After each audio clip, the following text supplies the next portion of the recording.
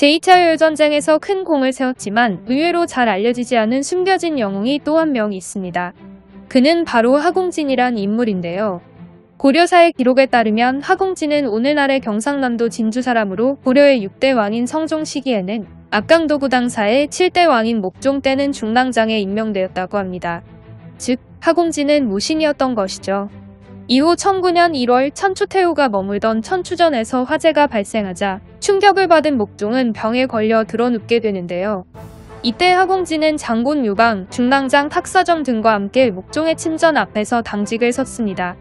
하지만 얼마 뒤 서북면 도순검사 강조가 정변을 일으키기 위해 5,000명의 군사를 이끌고 개경으로 쳐들어오자 하공진은 탁사정과 함께 강조의 편에 가담했죠. 드라마 고려거란 전쟁에선 권신 유행간의 횡포에 불만을 품고 강조의 편에 가담한 것으로 나오는데요. 고려사에 그런 기록은 없지만 꽤 설득력 있게 묘사한 것 같습니다. 아무튼 강조의 일파가 된 하공진은 이후 변방의 방어를 담당하는 직책을 맡게 된 것으로 보입니다. 그런데 어느 날 하공진은 갑자기 마음대로 군대를 움직여 동여진의 부락을 공격했다가 패배하고 말았습니다. 그리고 이 일이 조정에 알려지면서 그는 죄를 받아 먼 섬으로 유배되게 되는데요. 마음대로 군대를 움직인 것은 둘째치고 생각보다 군사적 능력은 별로였나 봅니다. 하지만 얼마 뒤 제2차 요일전쟁이 발발하면서 그는 곧 유배에서 풀려나 복직하게 되죠. 하공진이 유배에서 풀려났을 무렵 당시 고려의 전황은 매우 급박하게 돌아가고 있었습니다.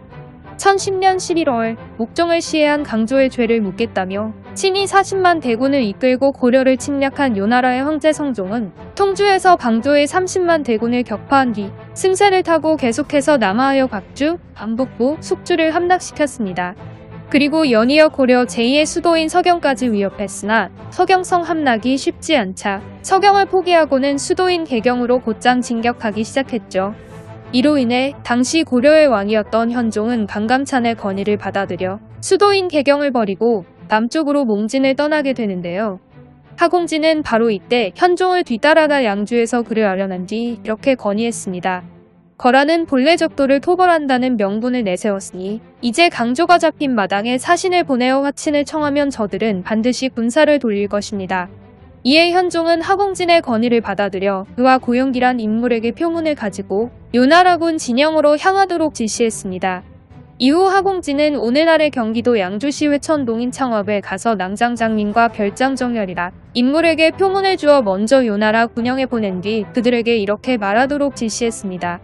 고관께서 와서 뵙기를 간절히 원하였으나 다만 군사의 위세를 두려워했습니다. 또한 어려운 국내 사정 때문에 강남으로 피난가 있으므로 배신 하공진 등을 보내어 사유를 말씀드리게 했습니다. 그러나 하공진 등도 황송하고 두려워 감히 앞에 나오지 못하오니 청하건대 속히 군사를 거두어 주소서.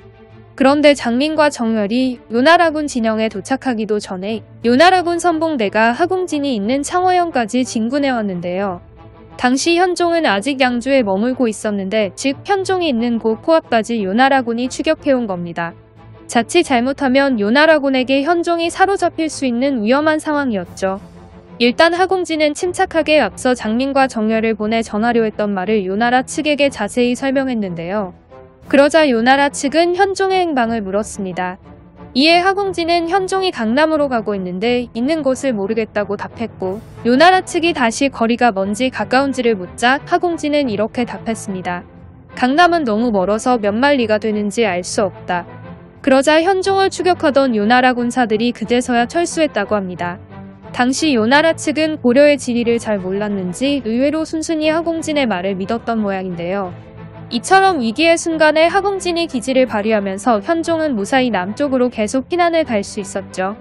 이후 하공진은 고용기와 함께 요나라군 진영으로 향한 뒤 요나라의 황제인 성종을 만나 철군을 요청했습니다. 이에 성종은 마침 후방에 건재한 고려의 여러 성들과 양교의 대화력으로 인해 보급로가 끊기고 회로를 위협받던 상황이었는데 하공진이 왕의 친조 약속이 담긴 표문을 올리니 강조의 죄를 묻겠다는 명분도 이미 달성했으므로 순순히 그의 철군 요청을 허락했습니다. 그런데 기록에 따르면 성종이 하공진의 철수 요구를 허락한 뒤 그를 억류했다고 합니다. 당시 하공진이 철수 조건으로 볼모를 자처한 것인지 아니면 요나라 측이 강제로 억류한 것인지는 모르겠습니다. 아무튼 이렇게 해서 하공진은 요나라의 볼모로 잡혀가게 되는데요. 고려사의 기록에 따르면 하공진은 요나라에서 억류 생활을 하면서 내심 고려로 돌아갈 계획을 꾸몄는데 일단 겉으로는 충성과 근실함을 보였더니 요나라의 황제 성종이 매우 후하게 대우해 주었다고 합니다. 이후 하공진은 같이 볼모로 잡혀온 고영기와 함께 은밀히 탈출 계획을 세운 뒤 성종에게 이렇게 건의했습니다. 우리나라는 이제 이미 망한 처지이니 저희들이 군사를 이끌고 가 국정을 사찰하고 오도록 해주십시오. 그리고는 결국 성종의 허락을 받아내게 되죠. 하지만 얼마 뒤 피난을 떠났던 고려의 현종이 개경으로 돌아왔다는 소식이 들리자 성종은 고영기와 하공진을 고려에 보내면 그들이 돌아오지 않을 것이라 예상했는지 그들을 고려로 보내지 않고 각각 요나라의 중경과 연경에 살게 한 뒤 하공진에게 양가의 딸을 아내로 삼아 주었다고 합니다. 이렇게 해서 하공진의 첫 번째 요나라 탈출 계획은 실패로 돌아갔죠. 하지만 그는 포기하지 않았습니다. 이후로도 하공진은 고려로 돌아가기 위해 좋은 말을 많이 구입한 뒤 고려로 가는 길목 곳곳에 배치해 두었다고 하는데요. 하지만 하공진의 계획을 알아챈 어떤 자가 이를 고발하였고 결국 그는 성종의 국문을 받게 됩니다.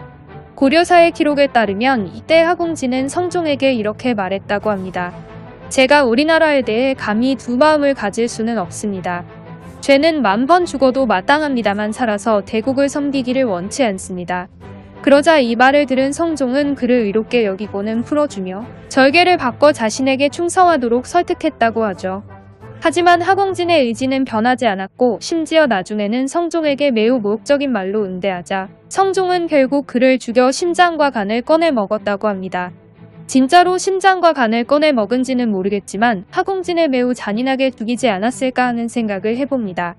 이후 1052년 당시 고려의 왕이었던 문종은 하공진의 공을 포상하기 위해 그의 아들 하측충에게 오품직을 뛰어넘는 관직을 주었으며 또한 이러한 내용의 교서를 내렸습니다.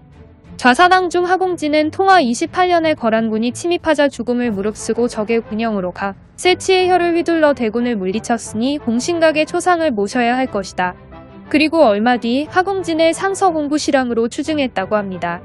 자신을 희생하여 위기에 처한 현종을 구해내었고 요나라의 볼모로 잡혀간 뒤에도 요나라 황제의 온갖 회유와 협박에 굴하지 않은 채 오직 고려만을 생각하며 죽음을 맞이한 하공진.